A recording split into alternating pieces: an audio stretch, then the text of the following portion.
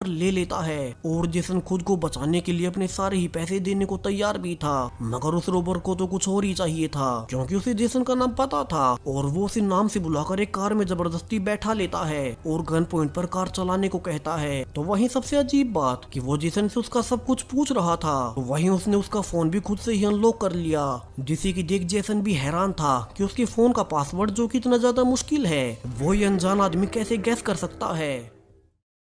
जहां वो ड्राइविंग करते हुए जेसन से कुछ पर्सनल सवाल भी पूछने लगता है कि आज वो कहां गया था और उसकी लाइफ में क्या क्या हुआ। और फिर वो उसे एक पुरानी बिल्डिंग मिला जहां की कोई नहीं था। वो जेसन के सारे ही कपड़े खुद ले लेता है और उसे नीचे जाने को कहता है। हालांकि यहाँ बीच में जेसन ने खुद को बचाने के लिए उस पर अटैक भी किया था, मगर वो आदमी उसके सिर पर वार कर उसे एक मिस्टीरियस इंजेक्शन दे देता है, जहाँ से अब वो जेसन को एक अलग तरह के कपड़े पहनाने लगता है। और साथ ही वो बोलता भी जा रहा था कि लाइफ वैसी नहीं जैसा कि जेसन अब तक समझता आया है और वो उसे फिर से मौका दे रहा है लाइफ में वे रास्ते चुनने का जो कि वो पहले चुन नहीं पाया था। वो जेसन को उसका सब कुछ दे रहा है जिसकी वजह से उसे अंदर से बुरा लगता था। उसकी रिसर्च, उसका पैशन, उसे वो सब कुछ मिल जाएगा। यहाँ बीच में जेसन पूछता भी है कि वो है कौन और उसके साथ ये सब क्यों कर रहा है, मगर रोबर कहता है कि अगर वो जेसन को सीधा बताएगा तो वो उस पर कभी भरोसा करेगा ही नहीं। तो वो कहता है कि आगे जेसन के साथ जो कुछ भी हो उसे हमेशा साइंटिफिक तरीके से ही सोचना होगा। और अब तक उस इंजेक्शन से जेसन बेहोश हो चुका था, मगर अब जब उसे फिर से होश आता है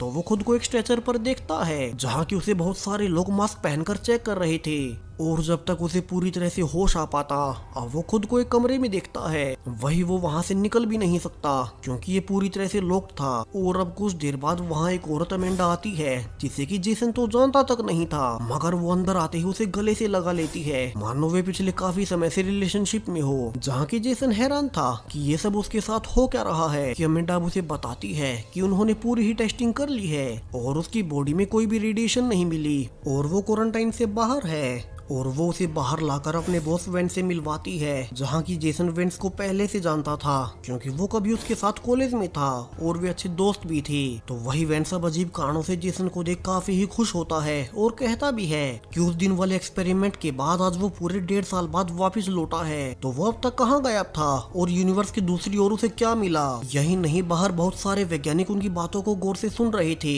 मगर जेसन पूछने लगता है कि ये सब उसके साथ हो क्या रहा है और वो तो कभी मिसिंग हुआ ही नहीं। वो तो कुछ घंटे पहले बाहर से गुजर रहा था, तब एक अनजान आदमी ने उस पर अटैक किया।